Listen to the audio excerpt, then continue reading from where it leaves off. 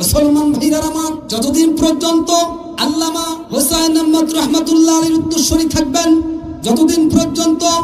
আল্লামা বাবুনির রহমাতুল্লাহ উত্তরসূরি থাকবেন, যতদিন পর্যন্ত আল্লামা আহমদ শফি রহমাতুল্লাহ উত্তরসূরি থাকবেন, যতদিন পর্যন্ত আল্লামা মুফতি ফয়জুল্লাহ রহমাতুল্লাহ উত্তরসূরি থাকবেন, যতদিন পর্যন্ত আল্লামা মুফতি আবদুল্লাহ রহমাতুল্লাহ উত্তরসূরি থাকবেন, যতদিন পর্যন্ত